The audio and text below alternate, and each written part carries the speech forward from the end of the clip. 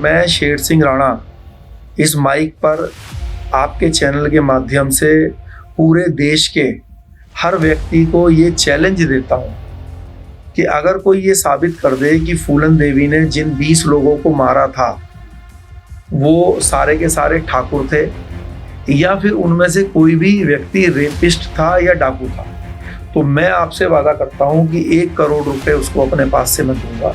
आज भी उनका नाम भी याद है, उनका नाम गयूर खान और ताजा खान था। वो कहने लगे, जो मेरे साथ आतंकवादी थे, वो कहने लगे कि आप तो आलू खाने वाले लोग हो, भारत के लोग, और आप लोगों के बस का ये काम नहीं है, ये तो हम ही लोग हैं जो अफगानिस्तान से आके ये काम कर सकते हैं। जब मैं तिहाड़ जेल से भागा तो वाले इस बात को हमेशा ध्यान रखें कि आपकी फिल्में इस देश का एक मुखड़ा है, इसका एक चेहरा है, और इसको जो है आप इस तरह से ही रखें कि आप देश के एम्बेसडर हैं। फूलन देवी केस में जब मैं जेल गया और जिस केस की आप बात कर रहे थे, वो डकैती का और ये सब, अपने जो साथी थे वो नकली पुलिस वाले बन के आए और वो 7 बजे की जगह अपना 6:30 बजे ही आके मुझे वहां से लेकर चले गए। इतने बड़े मंच पे अटल बिहारी वाजपेयी जी ने ही दी थी, क्योंकि वो खुद गजनी गए थे जब वो विदेश मंत्री थे। नमस्कार दोस्तों, स्वागत है आपका राही न्यूज में। मैं आपके साथ संदीप कोइवाल। दोस्तों, एक बहुत मशहूर गाना है, जिंदगी का सफर कैसा है ये सफर, कोई समझा नहीं और कोई जाना नहीं। तो हर एक की जिंदगी का सफर होता है, किसी का कम होता है तो किसी का ज्यादा होता है। तो इसी सफर के साथ हम आपको मिलवाने जा रहे हैं शेर सिंह राणा जी से, जो कि जानते हैं उनके सफर के बारे में कि किस तरीके से वो स्कूल से कॉलेज गए और कॉलेज से तिहाड़ और तिहाड़ से फिर अफगानिस्तान। तो जानते हैं शेर सिंह राणा जी के सफर की कहानी उन्हीं की जुबानी। जी नमस्कार शेर सिंह। बहुत बहुत नमस्कार आपको, और आपके सभी दर्शकों को भी मेरा बहुत बहुत प्रणाम। शेर सिंह राणा जी, सबसे पहले जैसे कि बात हो रही है सफर की, तो बचपन होता है, बचपन में सभी की इच्छा होती है कि कोई आईएएस बने, कोई पीसीएस बने, और बहुत से बच्चे शरारती होते हैं, बहुत से दंगाई होते हैं। तो आप की इच्छा क्या थी और किस तरीके के इंसान थे आप बचपन? देखिए, मेरी जो शुरुआती पढ़ाई हुई है, स्कूलिंग जो हुई है, वो रुड़की में एक स्कूल था, अब तो उसका नाम बदल दिया गया है। सेंट गैब्रियल्स एकेडमी करके स्कूल था, जो कि सीबीएसई बोर्ड का स्कूल था, और अब इसका नाम माउंट फोर्ट कर दिया गया है। तो इसमें मेरा 1st से 12th तक मैंने यहाँ से पढ़ाई करी, और स्कूल टाइम में पढ़ाई में भी ठीक थे, स्पोर्ट्स में भी ठीक थे, और एक बहुत अच्छा टाइम जो है स्कूल टाइम मेरा गया है। और ये सबसे अच्छा स्कूल जो है रुड़की का माना जाता है। और उसके बाद ग्रेजुएशन के लिए मैं देहरादून गया, वहाँ से ग्रेजुएशन की। तो शुरुआती पढ़ाई लिखाई सेंट गैब्रियल से हुई और बहुत अच्छी हुई। जी, गैब्रियल से आपकी पढ़ाई लिखाई हुई, जैसे सपना होता है बच्चे का भी और बच्चे के पेरेंट्स का भी कि मेरा बेटा आर्मी अफसर बने या आईएएस अधिकारी बने, इस तरीके के आपके कोई सपने, आपके कोई एम्स? देखिए, जब छोटे थे तो आर्मी ऑफिसर बनने की तो इच्छा थी, बट फिर वो इच्छा जो है थोड़ी सी उसमें चेंज आ गया। लेकिन मेरे जो क्लासमेट थे, मुझे ऐसा लगता है कि शायद उतना अच्छा बैच तो पूरे इंडिया में ना रहा हो।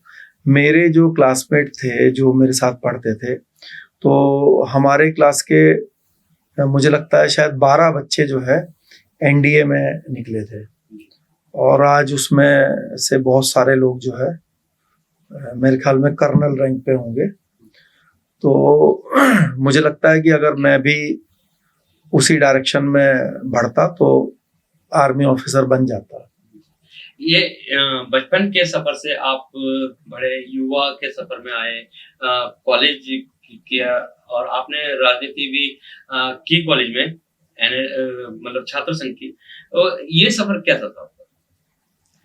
देखिए, राजनीति का शौक मुझे थोड़ा बचपन से ही था, क्योंकि जब मैं स्कूल में पढ़ता था गैब्रियल्स में, तो यहाँ पर भी हमारे स्कूल में चुनाव होते थे हेड बॉय के। तो जब से मुझे लगता है वो 100 साल पुराना स्कूल था, तो मुझे नहीं लगता कि उस गैब्रियल्स के इतिहास में कोई बच्चा निर्विरोध जीता हो। लेकिन जो मेरे साथी थे, मेरे क्लास के मेरे दोस्त थे, तो इतना हमारा दोस्ती थी, प्यार था आपस में, और इतना मुझे वो लाइक भी करते थे कि मैं 2 बार जो है निर्विरोध जो है वहां पे चुनाव जीता और हेड बॉय बना। तो ये एक बहुत बड़ी उपलब्धि भी थी उसकी, स्कूल की, मेरे स्कूल टाइम की। और फिर जब मैं कॉलेज में पढ़ने के लिए गया देहरादून, तो जब मैंने वहाँ फर्स्ट ईयर में एडमिशन लिया, तो जब मैं पहली बार गया तो मैंने देखा बहुत सारे होर्डिंग, बैनर, पोस्टर कॉलेज में लगे हुए हैं जो लोग चुनाव लड़ना चाहते हैं। तो जब मैं अपने साथी से पूछा तो उन्होंने कहा कि ये जो लोग हैं ये चुनाव लड़ेंगे। तो मैंने कहा कि भाई मैं भी लड़ सकता हूँ क्या? तो वो कहने लगे कि लड़ तो सकते हैं कोई भी, लेकिन मोस्ट प्रोबेबली यहाँ पे वही बच्चे चुनाव लड़ते हैं जो 5-6 साल से यहाँ पे एडमिशन लेके रखे हैं, पोस्ट ग्रेजुएट वगैरह कर रहे हैं। और जब क्योंकि वो बड़ा कॉलेज था, डीएवी कॉलेज, कम से कम उस समय भी उसकी नहीं गए थे? हाँ, मेरा तो पहला दिन था समझ लीजिए। तो मेरे ख्याल में उस समय 25-30 हजार की स्ट्रेंथ थी उस कॉलेज की। तो वो कहने लगे कि कम से कम 1-2 साल तो यहाँ पे एक दूसरे का चेहरा जानने में ही लग जाते हैं, तो अभी तो इतनी जल्दी नहीं, 2-4 साल के बाद लड़ लेना। मैंने कहा नहीं, अभी लड़ेंगे एकदम से। तो लड़ा भी मैं। तो वहाँ पे जितने भी जो पॉलिटिकल पार्टी है उनके जो स्टूडेंट विंग है, जैसे कांग्रेस का NSUI है, बीजेपी का ABVP है, या कम्युनिस्टों का जो है SFI है, तो इस तरह के स्टूडेंट विंग के बच्चे वहाँ चुनाव लड़ते थे। तो मैं निर्दलीय लड़ा और इतनी जल्दी में ही जो है एक बढ़िया चुनाव लड़ा गया और एक अच्छा वोट बैंक भी मुझे मिला। जीत नहीं पाया उस बार में, बट एक अच्छा वोट मुझे मिला, शायद 3रा नंबर मेरा आया था। अब सवाल पैदा होता है कि आपने बताया कि बहुत कम टाइम कॉलेज गए हुआ है और इतने बड़े बड़े जो छात्र संघ के मोर्चे हैं उनने आप निर्दलीय किया, तो कितना वोट मिला और कितने लोग आपके, और क्यों उन लोगों ने आपका साथ दिया? देखिए, 3रा नंबर शायद मेरा आया था, वोट तो मुझे अब ध्यान नहीं है, लेकिन 3rd नंबर आया था। और मेरे ख्याल में 18-20 लड़के और लड़कियां चुनाव लड़ी थी और लड़े थे। तो उसमें मुझे लगता है कि शायद उस साल जो है जो जीत हुई थी, वो जो जिस पद के लिए मैं लड़ा था उसमें शायद ABVP की जीत हुई थी। बल्कि जो व्यक्ति जीता था वो अपना साथी है, वो बाद में मुझे लगता है ABVP का उत्तराखंड का प्रदेश अध्यक्ष भी बना और शायद नेशनल कमेटी में भी गया। तो मतलब मुझे लगता है कि इतने कम समय में उतना समर्थन जो मिला वो काफी अच्छा था। और अगर मैं आगे कभी लड़ता चुनाव तो निश्चित ही जीत जाता, लेकिन वो हालात नहीं बन पाए, वो समय नहीं हो पाया। और उसी समय जब मैं 3rd ईयर में था वहीं पढ़ते हुए, तब फूलन देवी की हत्या में जो है वो मेरा नाम आ गया, तो जिसके कारण मुझे दिल्ली की तिहाड़ जेल में भेजा गया। तो फूलन देवी कहाँ रुकी और दिल्ली किस तरीके से आप उस केस में इन्वॉल्व हुए और क्या वाकई आप थे? देखिए, मैं था या नहीं था, क्योंकि आज की तारीख में ये जो केस है ये ऑनरेबल दिल्ली हाई कोर्ट में पेंडिंग है। इस केस में निचली अदालत के द्वारा जो है वो मुझे सजा दी गई और जो मेरे साथी जो बनाए हुए थे उन 11 लोगों को जो है एक्यूटल किया, बरी किया। तो करीब 15.5 साल मैं अपने घर से, परिवार से अलग रहा इस केस के कारण, इतनी लंबी कस्टडी में जेल में रहा।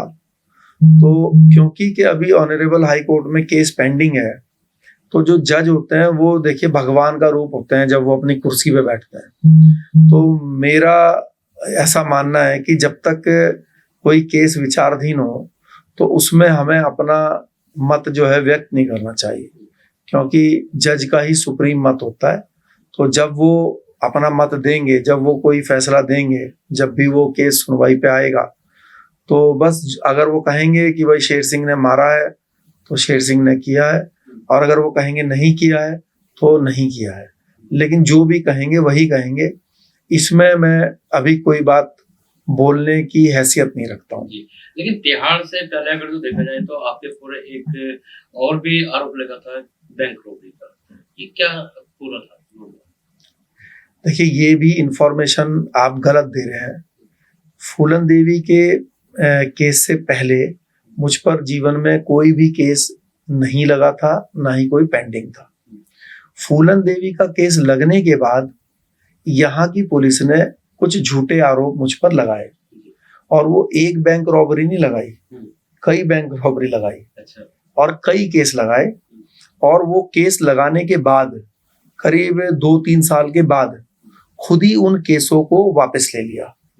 एक तो होता है कि आपके ऊपर पुलिस ने कोई केस लगाया और आपके जज के पास वो ट्रायल चला और आप उसमें बरी हुए, लेकिन पहले आपने केस लगाया और 1-2 साल के बाद, 3 साल के बाद उसमें फाइनल रिपोर्ट लगा दी कि जी कुछ मिला नहीं।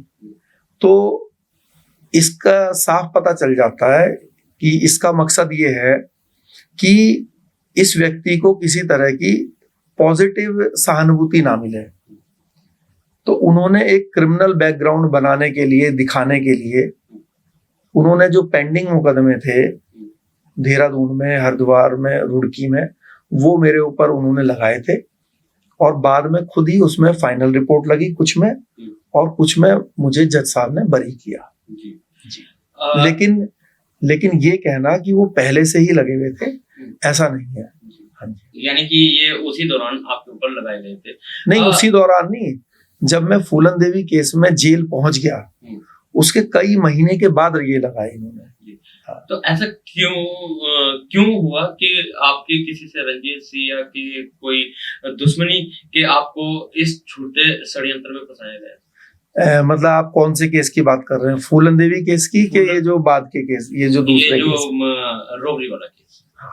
देखिए, क्या होता है कि फूलन देवी केस के कारण देश के जो, भले ही मैंने किया या नहीं किया, लेकिन उस केस के कारण जो क्षत्रिय समाज के लोग थे, जो ये मानते थे कि भाई फूलन देवी ने अत्याचार किया, बेगुनाह लोगों को मारा, तो उनकी एक सहानुभूति, और जो राजपूत समाज के संगठन है उनकी सहानुभूति मेरे साथ जुड़ने लगी, जो कि बहुत बड़ी तादाद में मेरे प्रति आकर्षित होने लगे।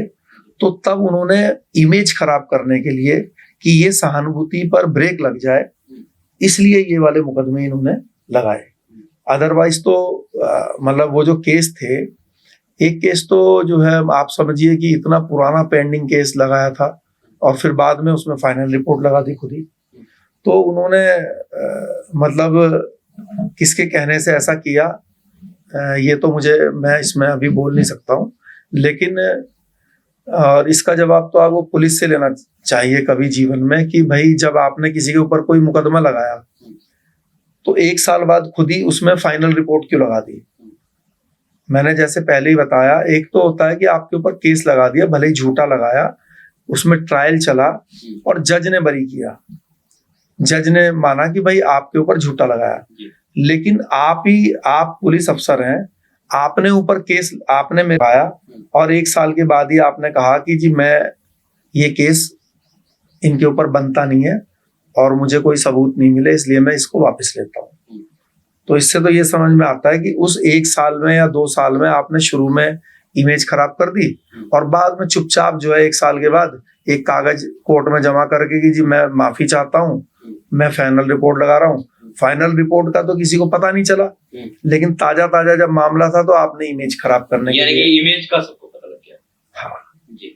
अब बात आती है फूलन देवी हत्या की, तो अगर जो माने उस टाइम पे, जिस टाइम पे आपका केस हुआ था, कि उमा कश्यप नाम की महिला थी, उन्होंने आपको, जैसे कि राजनीति का शौक था आपको, हाँ, राजनीति का लालच दिया गया, हाँ, अगर जो माने तो, कि उस लालच में फंस के आपने इतना बड़ा कदम उठाया? नहीं, कोई उसमें लालच की तो कोई बात ही नहीं है भाई। राजनीति का जो काम है वो तो समाज की सेवा का काम है, और जो भी अच्छा व्यक्ति है वो समाज की सेवा करना चाहता है राजनीतिक रूप से, सामाजिक रूप से। तो क्योंकि मुझे बचपन से इस चीज का शौक है, अभी भी है, कि मैं समाज के लिए काम करना चाहता हूँ। तो उस समय भी जब हम स्कूल में पढ़ते थे, कॉलेज में पढ़ते थे, तो अपनी समय और हैसियत अनुसार समाज के लिए काम करते थे। तो जिनका आपने जिक्र किया, जिन बहन जी का, वो और उनके पति भी राजनीतिक एक्टिविटीज में शामिल रहते थे। तो वो लोग मुझे अपने साथ राजनीतिक कार्यक्रमों में लेकर चले जाते थे, कभी देहरादून, कभी दिल्ली, और कभी आसपास के जिलों में, मुजफ्फरनगर, सहारनपुर, है ना। तो ऐसे ही दिल्ली भी मैं कई जो कार्यक्रम या नेताओं के घर या प्रोग्राम में उनके साथ में गया। और जिस दिन फूलन देवी की हत्या हुई उस दिन भी वो लोग मुझे अपने साथ लेकर गए, और जो भी उनके पति और वो हैं वो भी मेरे साथ ही गए। तो हम लोग गए वहां पे, और उसी दौरान जो है वो हत्या हुई वहां पे। और जब हत्या हुई तो उसमें मतलब क्योंकि के सारी चीज हमारे सामने ही हुई, तो अब क्यों उन्होंने जिसको गवाह बनाना था मुलजिम बनाया, क्या उनके ऊपर प्रेशर था, ये तो वही जानते हैं। लेकिन उनकी जो सगी बहन है मुन्नी देवी जी, उन्होंने ये बात बताया कि जो उमेद सिंह है, जो कि फूलन देवी के पति थे, उसके ऊपर उन्होंने आरोप लगाया कि इसने जायदाद के लिए इसने ये कदम उठवाया, इसने करवाया। और इसमें थोड़ी सी सत्यता भी दिखती है, क्योंकि जो उमेद सिंह है, जब उन्होंने फूलन देवी से शादी करी तो वो ऑलरेडी मैरिड थे, पहले से ही वो शादीशुदा थे।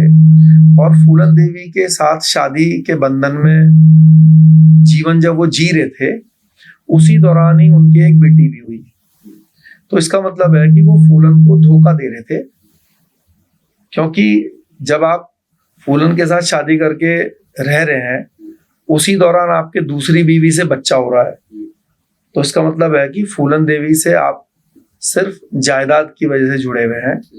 तो ये बात कोर्ट में भी बताई गई थी, और बाद में इसका परिणाम ये भी हुआ उनके मृत्यु के बाद कि सारी प्रॉपर्टी जो है वो उमेद के पास गई।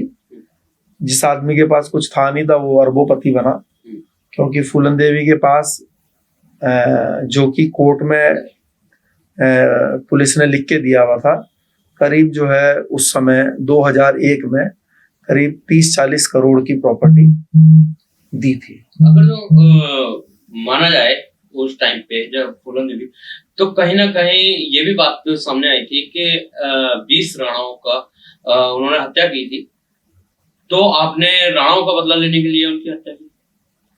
देखिए, ये जो बात बोली जाती है, पूरे देश की मीडिया को यही बात पता है कि भाई फूलन देवी ने अपना बलात्कार का बदला लेने के लिए 20 ठाकुरों को लाइन में लगा के मार दिया। लेकिन ये बिल्कुल असत्य है, ये झूठ है। और मैं शेर सिंह राणा इस माइक पर आपके चैनल के माध्यम से पूरे देश के हर व्यक्ति को ये चैलेंज देता हूं कि अगर कोई ये साबित कर दे कि फूलन देवी ने जिन 20 लोगों को मारा था वो सारे के सारे ठाकुर थे, या फिर उनमें से कोई भी व्यक्ति रेपिस्ट था या डाकू था, तो मैं आपसे वादा करता हूं कि 1 करोड़ रुपए उसको अपने पास से मैं दूंगा, अगर कोई ये बात साबित कर दे।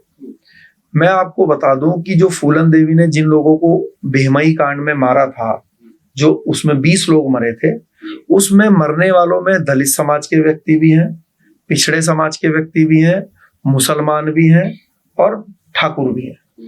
लेकिन ये कहना कि सिर्फ ठाकुरों को लाइन में लगा के मारा, ये गलत है, ये झूठ है। दलित समाज का जो व्यक्ति इस कांड में मरा है उसका मैं नाम भी बता देता हूं, उनका नाम था राम अवतार कठेरिया। जो पिछड़े समाज का व्यक्ति मरा है उसका नाम है तुलसी राम मौर्य। जो मुस्लिम मरा है उसका नाम है नजीर खान। और ये बात मुझे कैसे पता है कि ये बात बाकायदा जो भेमई कांड की FIR है उसके अंदर लिखा हुआ है उन सबके नाम मरने वालों के। और ये जो SC समाज का जो ये राम अवतार कठेरिया हैं, इनके जो परिवार के लोग हैं, इन्होंने अभी पिछले साल SC ST आयोग लखनऊ में जो है एप्लीकेशन लगाई थी कि 41 साल हो गया भेमई कांड को और 41 साल से हमारे परिवार को किसी तरह का कोई न्याय नहीं मिला, क्योंकि इसका फैसला नहीं आया अभी तक, इस केस का कोई न्याय नहीं मिला और किसी तरह की आर्थिक सहायता भी हमारे परिवार को नहीं मिली। सिर्फ एक सिलाई मशीन जो है इसके परिवार को, जिस समय भेमई कांड हुआ था तो इनके परिवार को एक सिलाई मशीन सरकार के द्वारा दी गई थी। तो इनका ये कहना था कि जिन डाकुओं ने मारा उन डाकुओं के परिवारों को तो सरेंडर करने पर जमीनें भी मिली, नौकरियां भी मिली और भी अनेक चीजें मिली, लेकिन जिन परिवार के लोगों की हत्या की गई, जो विक्टिम्स थे, उनके परिवार को कुछ नहीं मिला। यही सेम एप्लीकेशन तुलसीराम मौर्य ने OBC आयोग में लगाई, पिछड़ा आयोग में, और नजीर खान जो है उनके परिवार के लोगों ने अल्पसंख्यक आयोग में एप्लीकेशन लगाई न्याय के लिए और कुछ आर्थिक सहायता के लिए, क्योंकि ये सब लोग गरीब लोग थे। ये लोग भेमई के भी नहीं थे, ये लोग बगल का एक इलाका पड़ता है भेमई के, सिकंदरा, वहां के थे और ये मजदूरी करते थे।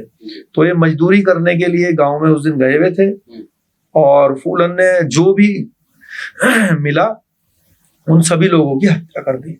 असल में फूलन को जो बताया जाता है, फूलन को ये जानकारी मिली थी कि भाई एक जो इसका जो विरोधी गैंग है, जो श्री राम लाला राम करके गैंग था, वो गैंग ठाकुरों का था, श्री राम लाला राम। तो इसको मालूम पड़ा कि वहां पे ये गैंग के लोग आए हुए हैं और श्री राम लाला राम भी आए हुए हैं। तो जब ये वहां गई तो गैंग के लोग या वो लोग नहीं थे वहां पे। जब इनको नहीं मिले तो इन्होंने गांव के ही लोगों को इकट्ठा किया और उनसे थोड़ी देर बातचीत वगैरह करी और फिर इनके ऊपर अंधाधुंध फायरिंग करवा दी और सब लोगों की हत्या कर दी। मरने वालों में 16-16 साल के बच्चे भी थे। खुद तुलसीराम जो है, जो वो SC समाज के बता रहा हूँ, वो खुद ही सिर्फ 16-17 साल की उम्र थी उनकी। तो छोटे छोटे बच्चे थे, कुछ 60-60 साल के बुजुर्ग थे। इसका आप खुद ही इमेजिन कीजिए कि अगर कोई सामने डाकू होंगे, भाई फूलन के गिरोह में मान लीजिए उस दिन 40 लोग थे और सामने भी अगर 20 डाकू होंगे, तो क्या ऐसा हो सकता है कि फूलन के गिरोह का एक आदमी के भी खरोच भी ना लगे और सामने विरोधी गैंग के 20 डाकू मर जाएं? ऐसा संभव है? अगर का आप खाली हाथ भी होंगे और थोड़े भी गुंडा बदमाश प्रवृत्ति के भी होंगे, अगर कोई आपकी हत्या करेगा तो नाखून तो आप भी मार दोगे सामने वाले के। तो फूलन के गिरोह के या फूलन के तो किसी ने नाखून भी नहीं मारा और 20 लोग मर गए वहां पर, क्योंकि वो आम लोग थे, गांव के खेती बाड़ी वाले किसान मजदूर थे और इन्होंने जाति धर्म कुछ नहीं देखा। इन्होंने सिर्फ अपना भय कायम करने के लिए कि जो इनका डाकुओं का गिरोह था एक इलाके में जो है भय हो जाए। ये तो एक आतंकवादी घटना थी। जैसे आतंकवादी लोग जो है भय पैदा करने के लिए हत्याएं कर देते हैं, ब्लास्ट कर देते हैं, क्योंकि एक आतंकवादी में और एक डाकू या क्रिमिनल में क्या अंतर है? डाकू होगा, क्रिमिनल होगा तो वो अपने दुश्मन को मारेगा, लेकिन आतंकवादी क्या करता है? बस में बम रख देता है, उसको नहीं पता होता कौन मर रहा है, क्योंकि उसका माहौल, उसका भय कायम करना होता है समाज में। तो इन्होंने भी कौन मर रहा कोई मतलब नहीं है, सिर्फ समाज में, उस पूरे इलाके में या पूरे देश में अपने गैंग का नाम करने के लिए, भय कायम करने के लिए इन्होंने वो हत्याएं कर दी। और उनमें से कोई भी डाकू नहीं था, मैं ये बात बार बोल रहा हूँ। इन्होंने ये भी आरोप लगाया कि ये लोग, ये जो गांव के लोग हैं, ये इनका सहयोग करते थे, जो डाकू गिरोह था। तो मेरा ये कहना है कि मान लीजिए आज बंबई में किसी बिजनेसमैन से दाऊद इब्राहिम 1 करोड़ रुपए मांग ले और वो बिजनेसमैन दाऊद को 1 करोड़ रुपए दे दे, तो आप क्या कहेंगे कि उस बिजनेसमैन ने दाऊद का सहयोग किया? मतलब कोई दाऊद का विरोधी गैंग क्या उस बिजनेसमैन को इसलिए मार देगा कि तूने उसका सहयोग क्यों करा? वो ये कहेगा कि भाई मैंने तो डर के मारे दिया। भाई तो गांव के लोग मान लीजिए किसी भी डाकू गिरोह को रोटी खिला देंगे या पानी पिला देंगे, तो वो तो डर के मारे उनको करना ही पड़ेगा।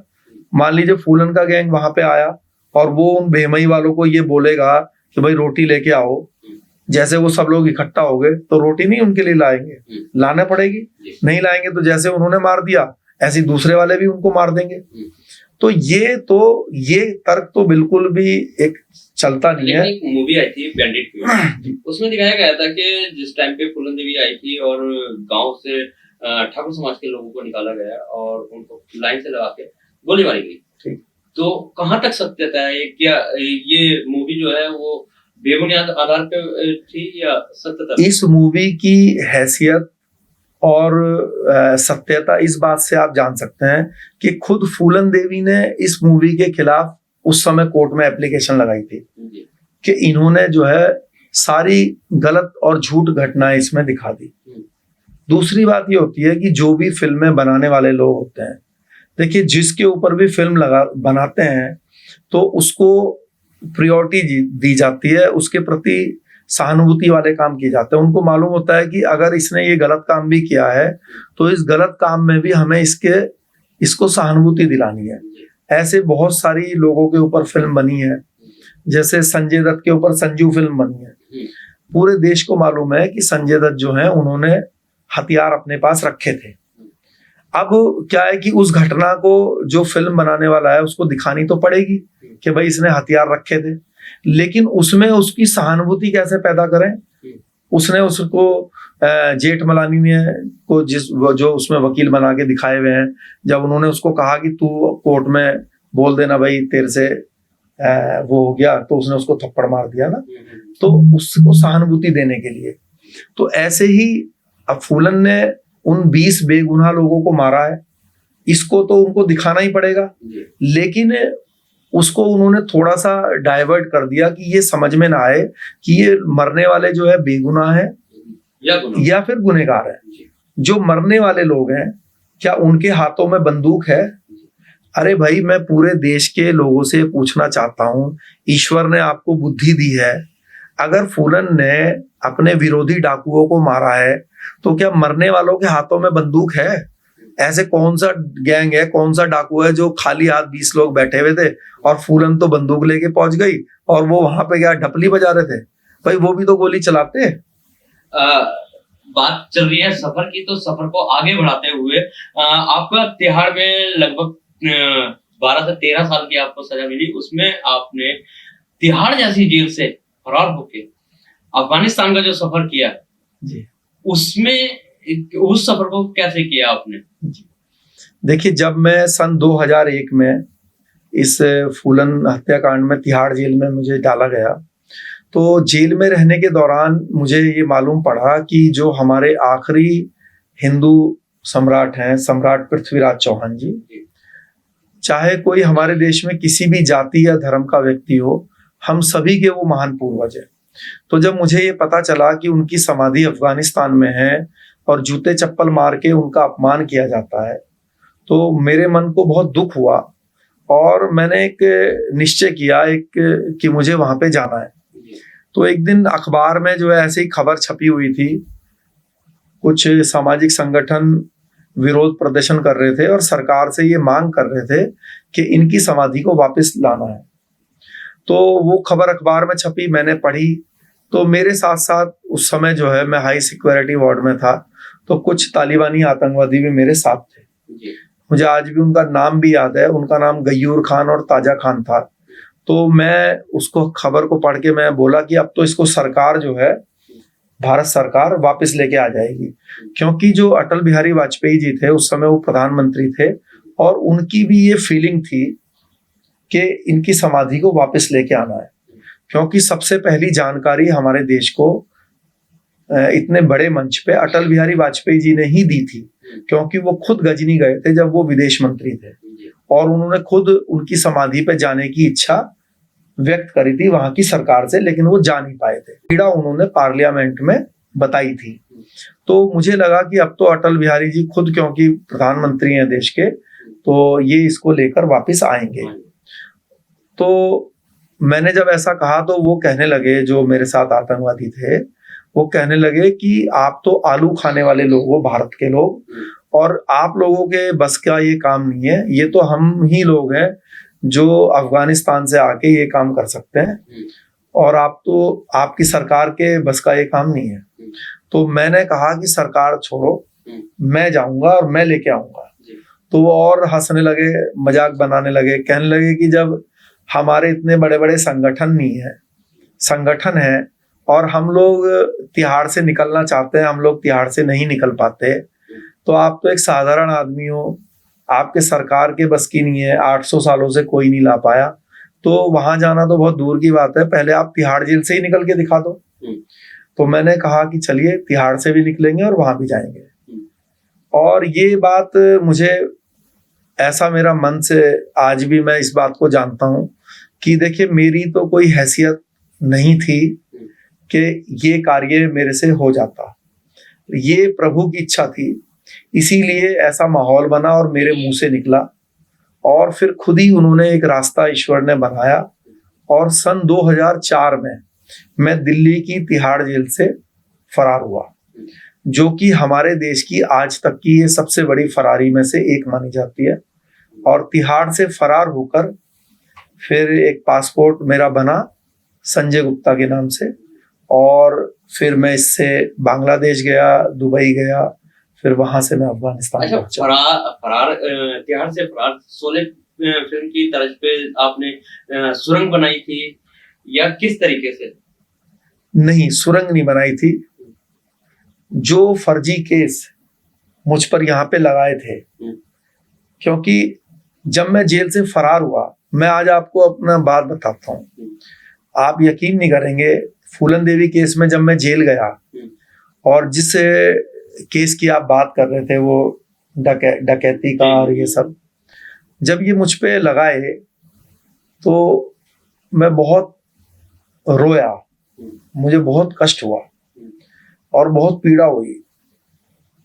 आप तो खुद रुड़की के पत्रकार हैं, आप खुद बुद्धि से सोचिए कि पूरा रुड़की ये बात जानता है, ईश्वर ने मेरे को बहुत अच्छे परिवार में जन्म दिया हुआ है, पहले ही हमारे पास खानदानी रूप से ही करोड़ों रुपए हैं, तो क्या मैं 2 लाख 5 लाख रुपए लूटने वाला लूटूंगा, है ना? तो क्या है कि तो तब मुझे बहुत दुख हुआ कि यार तेरी इमेज को इन्होंने जो है जान के ये खराब करने के लिए ऐसे केस लगाए। लेकिन उस केस के कारण मैं दिल्ली से बाहर आने का मुझे रास्ता मिल गया, और जब मैं तिहाड़ जेल से भागा तो तब मैंने तब मेरे मन में आया कि ये जो केस है, जिस चीज के लिए तू तब रोया था, तो ये केस भी भगवान ने तेरे लिए इसलिए लगाया था कि तेरे को ये 2 साल के बाद रास्ता देना था जेल से बाहर निकालने का, और तेरे को एक रास्ता देना था अफगानिस्तान भेजने का। अगर वो केस पुलिस मुझ पर नहीं लगाती तो फिर नेचुरल बात है मैं कभी तिहाड़ से भी नहीं निकल पाता।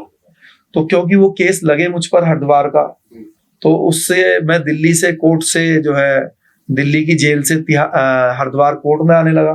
तो जब मैं एस्केप हुआ तो उस दिन मेरी हरिद्वार की ही कोर्ट की तारीख थी।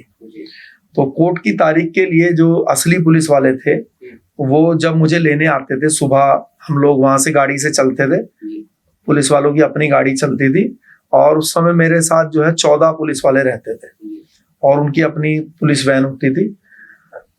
तो वो लोग मुझे करीब 7 बजे के आसपास लेके वहां से चलते थे, 11 बजे तक हम कोर्ट में आ जाते थे। तो मैंने जब ये सिलसिला काफी समय से मैं देख रहा था, तो हमने जो है जो अपने जो साथी थे वो नकली पुलिस वाले बन के आए, और वो 7 बजे की जगह अपना 6:30 बजे ही आके मुझे वहां से लेकर चले गए। तो इस तरीके से जेल की ये फरारी हुई है, और फिर उसी के माध्यम से अफगानिस्तान जाने का मौका मिला। जी, अब अफगानिस्तान लैंग्वेज में अगर जो देखा जाए तो यहाँ से बहुत भिन्न है, और खाने में देखा जाए तो बहुत भिन्न है, और आप लगभग वहाँ पे 1 से 1.5 महीने रहे, तो कैसे सर्वाइव किया आपने? देखिए वहां पे बड़ी कठिनाई हुई, क्योंकि खाने पीने का वहाँ का अलग वो है, माहौल है। वहाँ पे तो हर चीज में नॉनवेज चलता है, तो मैं तो शाकाहारी हूँ, तो अब वहाँ पे हर खाने में जो है मांसाहार था। तो बहुत कष्ट हुआ शुरू में। बस मैं एक जैसे जो तंदूरी रोटी होती है तो वो मैं ले लेता था, और क्रीम आती थी, क्रीम से और रोटी खा लेता था, फ्रूट्स वगैरह खा लेता था। काफी दिनों तक ऐसे ही मेरा चला वहाँ पे। फिर काफी दिन के बाद मुझे वहाँ पे जो है एक बार मैंने देखा था, वहाँ पे काबुली चने जो है वो उबाल रहा था एक व्यक्ति, तो सड़क पर। तो तब मैंने देखा वो नमक डाल के उबालते थे, तो मैंने वो खाया, तो थोड़ा नमकीन चीज खाने को मिला। हाँ, तो खाने का काफी प्रॉब्लम रही। लेकिन क्या कि जब आप किसी उद्देश्य के लिए जाते हैं, ये खाना पीना रहना सोना ये बहुत ही सेकेंडरी चीज हो जाती है। इंसान इन चीजों की तरफ ध्यान नहीं देता। अगर मुझे शायद रोटी भी ना मिलती तब भी मैं अपने काम में लगा रहता। शेर सिंह जी, यहाँ पे एक और सवाल पैदा होता है कि अब जैसे हमारा भारत है, ऐसे ही अफगानिस्तान भी एक देश है, तो आपको एग्जैक्ट पता था कि पृथ्वीराज चौहान जी की जो अस्थियां हैं, जो समाधि है, वो कहाँ पे है? नहीं, देखिए मुझे कुछ भी नहीं पता था। सिर्फ इतनी जानकारी थी, दो बड़े लोगों के द्वारा जो जानकारी दी गई थी मेरे से पहले। एक तो अटल बिहारी जी ने दी थी। अटल बिहारी जी के जानकारी के अकॉर्डिंगली तो था वो गजनी के पास। और जो जसवंत सिंह जी थे, जब हमारा कंधार हाईजैक हुआ था एरोप्लेन, और वो उनको कंधार से छुड़ा के लाए थे, तो उन्होंने भी ये जानकारी दी थी।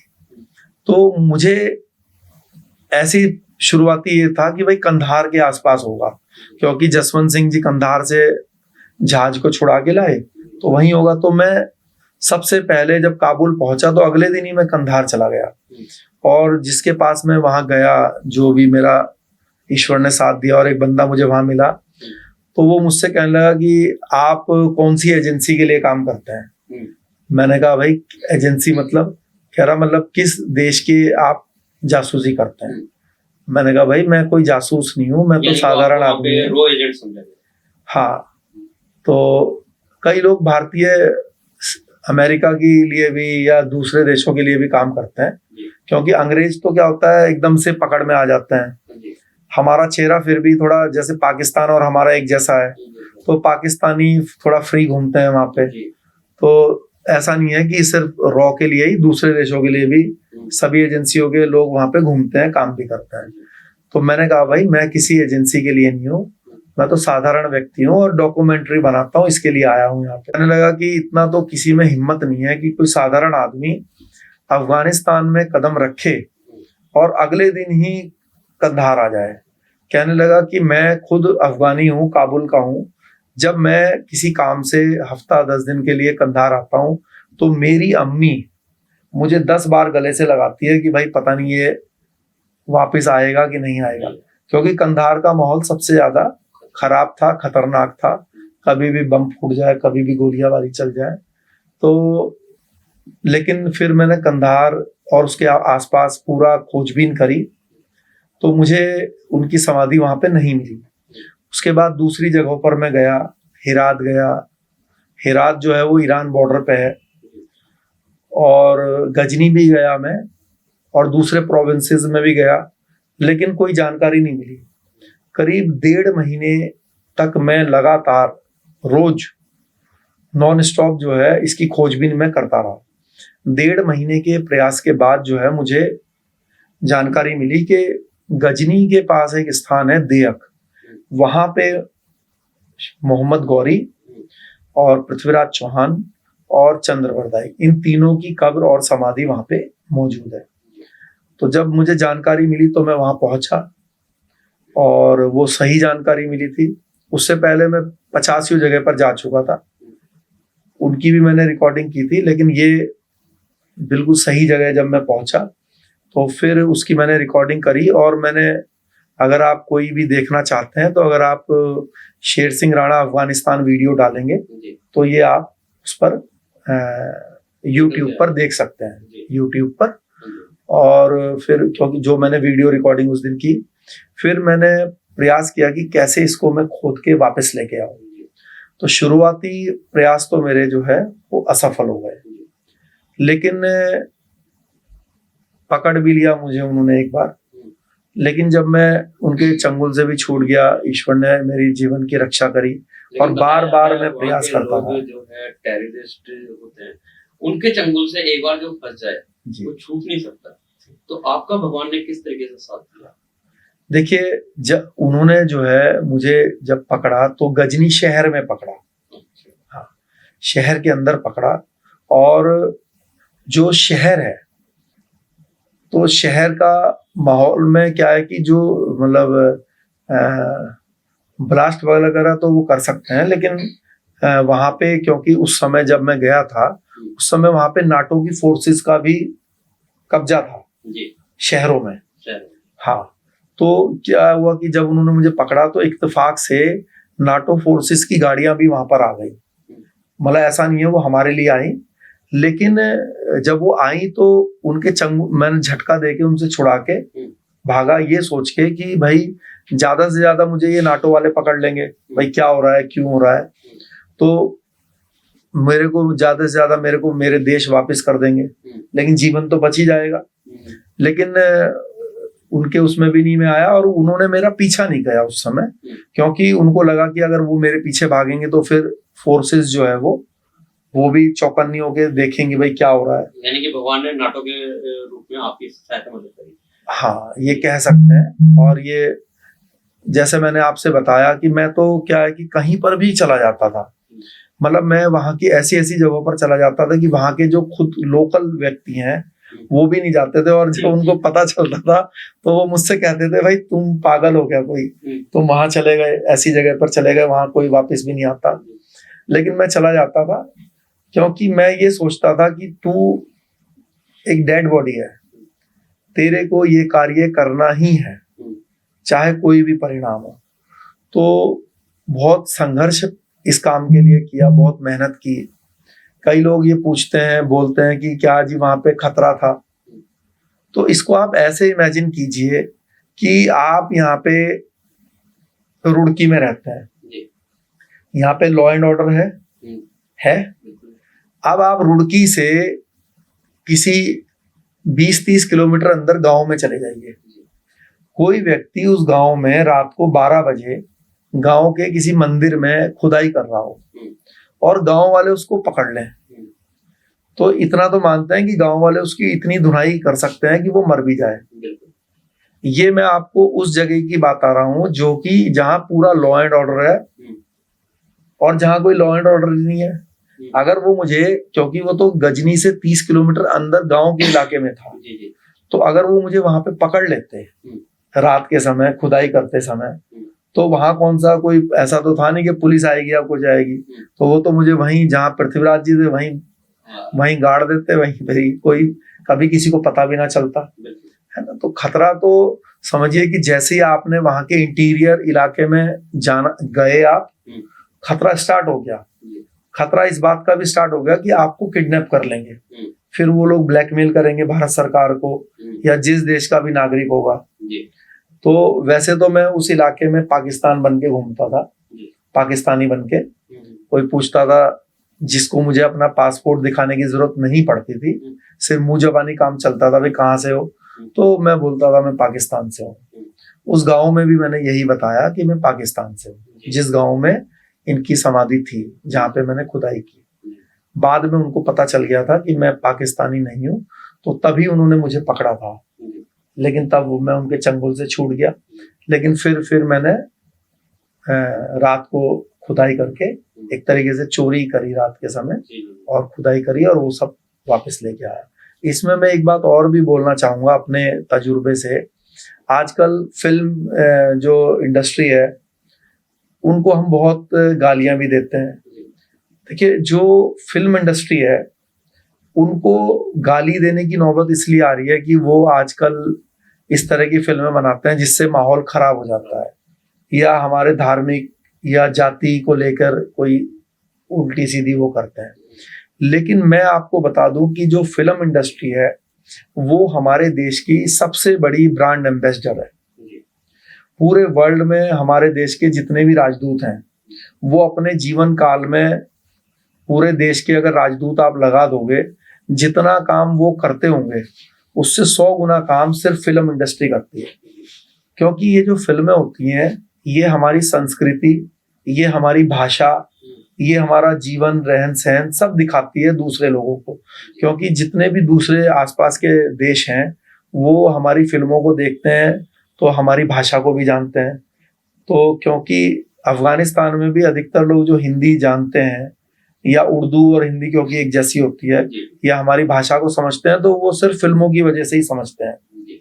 तो मैं तो भारत सरकार से यही रिक्वेस्ट करूंगा कि आप अपनी फिल्म इंडस्ट्री को एक इंडस्ट्री का रूप दीजिए, उसको ऐसे ट्रीट कीजिए कि ये आपका सबसे बड़ा ब्रांड एम्बेसडर है पूरे वर्ल्ड के लिए, जो विदेशों में हमारी पहचान बनाता है, प्यार पैदा करता है दूसरे देशों के लोगों में हमारे प्रति।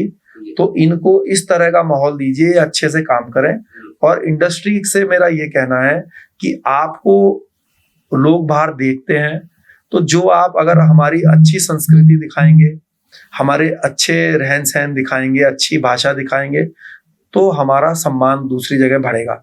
लेकिन जैसे अभी आदि पुरुष फिल्म आई, उसमें अगर आप दिखाएंगे गंदी भाषा दिखाएंगे, हमारे जो देवी देवता हैं जिनको हम भगवान मानते हैं उनके लिए गलत शब्द दिखाएंगे, तो यही चीज बाहर के लोग देखेंगे जिनको नॉलेज नहीं है। हमें तो पता है प्रभु श्री राम क्या हैं, कैसे हम उनको मानते हैं, लेकिन जो नहीं मानता है और इनके मूर्खों के कारण वो नए रूप में उनको देखेगा, तो उनके दिमाग में तो वैसी इमेज बन जाएगी। वो तो हिंदू धर्म वालों को बेवकूफ समझेगा, सोचेगा यार बताओ ये इस ऐसे चरित्र के राम जी को ये लोग भगवान मानते हैं, या ऐसे चरित्र के हनुमान जी को ये लोग पूजते हैं, तो वो जो मुस्लिम कंट्री है या ईसाई देश है वो तो हमें बेवकूफ समझेंगे सनातन धर्म वालों को। तो मेरा ये निवेदन है कि फिल्म इंडस्ट्री वाले इस बात को हमेशा ध्यान रखें कि आपकी फिल्में इस देश का एक मुखड़ा है, इसका एक चेहरा है, और इसको जो है आप इस तरह से ही रखें कि आप देश के एम्बेसडर हैं। और पब्लिक से मेरा ये कहना है कि फिल्म इंडस्ट्री को कुछ लोग जो फेल करना चाहते हैं ऐसा ना करें, क्योंकि जो काम ISI नहीं कर पाई वो काम आप अपनी मूर्खता की वजह से कभी कभी करते हैं। बता दूं कि दूसरे देशों की एजेंसियों में, जिसमें ISI भी है, बहुत प्रयास किया कि भारत की फिल्म इंडस्ट्री फेल हो जाए, क्योंकि फिल्म इंडस्ट्री की वजह से भारतीय लोगों के प्रति एक प्रेम भावना दूसरे देशों में जगती है, तो उनको वो पसंद नहीं है, उसको वो सोचते हैं कि किसी तरह से इस इंडस्ट्री को फेल कर दिया जाए। लेकिन अब ये इस तरह की हरकतें कुछ लोग कर रहे हैं, आम जनता के लोग भी और इंडस्ट्री वाले लोग भी, कि वो खुद ब खुद जो है फेलियर की तरफ जा रही है। तो यानी कि कहीं ना कहीं आपका कहने का अर्थ है कि हमारे जो देश की फिल्में हैं उन्होंने आपकी भी सहायता करी वहाँ पे लैंग्वेज को समझने के लिए। बिल्कुल बिल्कुल, और एक प्यार की मतलब जो वो हमें इज्जत की निगाह से देखते हैं, उसके पीछे भी फिल्म का काफी रोल होता है इंडस्ट्री। अभी ये बात अगर जो मूवी की आई है, तो अभी तक का जो आपका सफर था समाधि तक पहुंचने का, गजनी पहुंचने का, वो आपका खाली हाथ था। अब वहां से जब आपने अस्थियां निकाली हैं और उनकी पृथ्वीराज चौहान जी की और सामान लिया है, तो सामान हो गया, उसको फिर भारत तक का लाने का सफर में क्या कठिनाई का सामना करना पड़ा? ऐसा बहुत कठिनाई हुई और एयरपोर्ट पे भी बहुत कठिनाई हुई, लेकिन मैंने आपसे बताया ना कि जब आपने अपना कर्म करना है और कर्म ये सोच के करना है कि ईश्वर ने करा रहे हैं ये, तो वही सोच के मैं ये बात अभी भी मानता हूँ और जानता हूँ। मैं आपके चैनल के माध्यम से एकदम स्पष्ट बता दूं, शेर सिंह राणा की कोई हैसियत नहीं है। कई लोग बोलते हैं जी ये तो बड़ा समझदार है, बहुत तेज है, बहुत बहादुर है, ऐसा कुछ नहीं है। ये कार्य ईश्वर ने मुझसे कराना था, आगे भी जो कार्य ईश्वर ने मुझसे कराने हैं मैं उनके रास्ते पर अपना कर्म कर रहा हूँ। आज भी जब मैं तिहाड़ जेल की दीवारों को देखता हूँ, जब मैं दिल्ली जाता हूँ, तो मैं खुद अपने अंदर से ये प्रश्न करता हूँ कि शेर सिंह तू कैसे इससे बाहर निकल गया, है ना। तो ऐसे ही जब मैं आज सोचता हूँ कि तू कैसे अफगानिस्तान गया, अपना काम पूरा हुआ, वापस आया और फिर से तूने सरेंडर करके जेल गया। अच्छा, वापस आने के बाद जी यहाँ की जो सरकार है या यहाँ की जनता का है, आपको क्या प्रोत्साहन दिया उन्होंने? क्या आपकी वाहवाही करी या फिर आपको दोबारा से जेल तोड़ने का दोषी माना? नहीं, देखिए क्या है कि दिल से सबने प्रेम और आशीर्वाद दिया। कभी कभी कुछ कागजी और कानूनी बाध्यता होती है, तो उसमें कभी हमें नाराज भी नहीं होना चाहिए। लेकिन इस काम के बाद सब लोगों का, चाहे किसी भी जाति या धर्म का व्यक्ति हो, जो भी अपने देश से प्रेम करने वाला व्यक्ति है, राष्ट्रभक्त है, तो उसने हमेशा मुझे सम्मान दिया, प्यार दिया, और उसका लाभ भी मुझे कई स्तर पे मिला। और अभी भी हम लोग यही समझते हैं, क्योंकि मैं जातिवाद में ज्यादा विश्वास रखता नहीं हूँ। मेरा ऐसा मानना है कि अगर कोई असली क्षत्रिय है तो वो 36 बिरादरी को अपने साथ लेकर चलने वाला है, अगर वो राजा वाली मेंटेलिटी का है तो हम जाति धर्म मानते नहीं है। हम अपने देश से प्यार करते हैं, भारत से प्यार करते हैं। जिस समय मैं पृथ्वीराज चौहान जी की समाधि की खुदाई कर रहा था, तो जो मेरा साथी था वहां पे, उसने मुझसे कहा कि जो मोहम्मद गौरी की जो कब्र है उसको तोड़ देते हैं, इसको हथौड़े इस पे भी मार देते हैं। मैंने उसको मना कर दिया, मैंने कहा इसको नहीं तोड़ेंगे। उसने कहा भैया ये लोग भी तो हमारे इसको बेइज्जत करते हैं, जूते चप्पल रखते हैं, तो इसको तोड़ देते हैं। मैंने कहा कि भाई अगर ये मूर्खता करते हैं तो हम भी करेंगे। देखो क्या है कि भाई पृथ्वीराज चौहान जी हमारे पूर्वज हैं, तो मोहम्मद गौरी जो है वो उनके पूर्वज हैं। कि कोई भी पूर्वज हो हम उसको सम्मान देंगे, चाहे वो हमारा दुश्मन ही क्यों ना हो। भाई दो लोग युद्ध लड़े या 2,000 लोग, लाखों लोग आपस में युद्ध लड़े, तो बस युद्ध लड़े तब तक वो हमारे दुश्मन है, जब तक वो हमसे लड़ रहे हैं। जब वो नहीं रहे, धरती में मिल गए, तो फिर दुश्मनी खत्म। फिर हम उनके डेड बॉडी का अपमान करें, ये कायरता है। तो मैंने उसको साफ मना कर दिया। वो तो बल्कि आपको बता दूं, उसने एक हथौड़ा उस पर मार भी दिया था। मैं बड़ा नाराज हुआ उस पर। मैंने कहा ऐसा नहीं करेंगे भाई, हमें क्या मतलब है, ये ठीक है ये गलत कर रहे थे, इनका हमारे सम्राट का, चंद्रवरदाई जी का अपमान करके, लेकिन हम भी इनके जैसा अगर गलत करेंगे तो इनमें और हम में कोई अंतर नहीं रहेगा। अपने साथी का जिक्र किया, वो यहीं से था, इंडिया से, या वहीं का कोई दोस्त? नहीं, वो वहीं के थे, वो वहीं के थे, और वहीं जाकर ही मैंने एक टीम बनाई थी। यहाँ से मैं अकेला ही गया था। यानी कि वहां पे भी राजनीति नहीं, जब देखिए क्या होता है कि भाई आप किसी उद्देश्य के लिए गए हैं, तो अब वो कार्य मेरे से अकेले तो संभव नहीं था, तो उसमें सहयोग के बिना तो कैसे मैं करता, अकेले खुदाई नहीं कर सकता था। फिर मेरे को लैंग्वेज प्रॉब्लम थी, वहां पे फारसी और पश्तो भाषा चलती है, तो शहर के इलाके में तो आप काम चला लेंगे हिंदी बोल के भी, लेकिन जैसे ही आप शहर से अंदर 2-4 किलोमीटर गांव के अंदर घुसेंगे, तो गांव में जो है 90% लोग भाषा नहीं समझते, वो लोग अपनी भाषा ही बोलते हैं और समझते हैं। तो फिर वो तो बिल्कुल ग्रामीण अंदर इंटीरियर एरिया था, तो फिर मैं उसमें सहयोग लेना मेरे लिए जरूरी भी था, सहयोग लिया गया मैं वहाँ पे। क्या संदेश देना चाहेंगे उन लोगों को, खास तौर से युवाओं को, जो भारत की देशभक्ति की भावना भी रखते हैं और देशभक्ति के नारे भी लगाते हैं, लेकिन अगर तो देशभक्ति की बात आए तो कहीं ना कहीं वो अपने घरों पे ही बैठे रहते हैं? देखिए क्या है कि आजकल सोशल मीडिया एक ऐसा प्लेटफॉर्म मिल गया है कि जो साधारण लोग हैं और एक साधारण कैलिबर के लोग हैं, उनको भी अपने मन और बुद्धि की बात रखने का मौका मिल गया है। जीवन में बात करना, बात रखना एक अलग बात होती है, और उसको शरीर फिजिकली करना एक अलग बात होती है, चाहे वो कोई भी चीज हो। यहाँ पर बैठ के आपके चैनल पर मैं कितनी भी जबान चला सकता हूँ, किसी क्रिकेटर के लिए बोल सकता हूँ कि इसने अगर बैट ऐसे घुमाया होता तो छक्का लगता, इसने रैकेट ऐसे घुमाया होता तो ये चिड़िया जो है इधर ना करके इधर गिर जाती। अगर इस नेता ने ऐसा कर दिया होता तो ये प्रधानमंत्री बन जाता। तो क्या है कि जबान चलाना एक अलग होता है और फील्ड में रह के प्रैक्टिकली काम करना एक अलग होता है। तो अब क्योंकि पहले ये मौका नहीं था लोगों पे, पहले जो वो जबान चलाते थे ज्यादा से ज्यादा किसी चाय की दुकान पे बैठ के चौपाल पे बैठ के चलाते थे, तो 4 आदमी उनकी बात सुनते थे और कहते थे बेवकूफ है, अपना बोलने दे।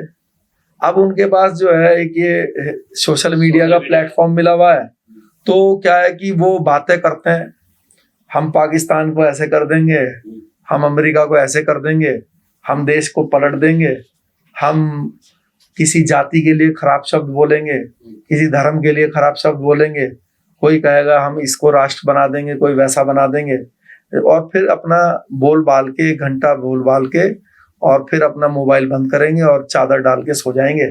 फिर सुबह को सिर्फ वो ये देखते हैं कि मेरे इस भाषण पे लाइक कितने आए, बस उसी पे वो खुश हो जाएंगे।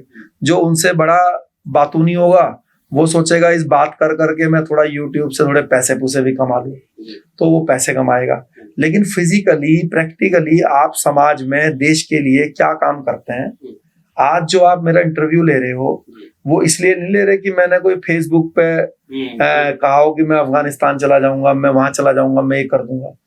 ईश्वर ने हमारे हाथ से काम करवा दिया, तो उस काम को देखते हुए आप उस काम के बारे में जानकारी ले रहे हो और लोगों को जानकारी दे रहे हो। बहुत बहुत धन्यवाद आपका शेर सिंह जी हमारे साथ जुड़ने के लिए। तो सुना आपने, ये थे हमारे साथ शेर सिंह राणा जी, जिन्होंने फूलन देवी से लेके अफगानिस्तान के सफर के पूरी बात बताई और साथ ही हमारे चैनल के माध्यम से ये चेतावनी दी है कि जो भी अगर ये साबित करके दिखा दे कि वो मरने वाले टीश ठाकुर ही थे, तो 1 करोड़ रुपए का इनाम शेर सिंह राणा जी की तरफ से है। और साथ ही इन्होंने बताया कि जब भगवान आपके लिए कोई रास्ता निकालता है और आपको आगे चलाना चाहता है तो मंजिलें आपको खुद ही मिल जाती है। हमें प्रैक्टिकल होना चाहिए, ना कि हमें फेसबुक खेलना चाहिए। अगर देश के लिए जज्बा है तो कुछ कर दिखाने का हौसला भी आपके अंदर होना चाहिए। तो ये था शेर सिंह राणा जी के सफर का एक पार्ट। अब हम दूसरा पार्ट दिखाएंगे आपको अगले अंक में कि तिहाड़ से निकलने के बाद और राजनीति में कैसे इनका सफर शुरू हुआ। तो इसी के साथ इजाजत दीजिए। जय हिंद, जय भारत, जय उत्तराखंड।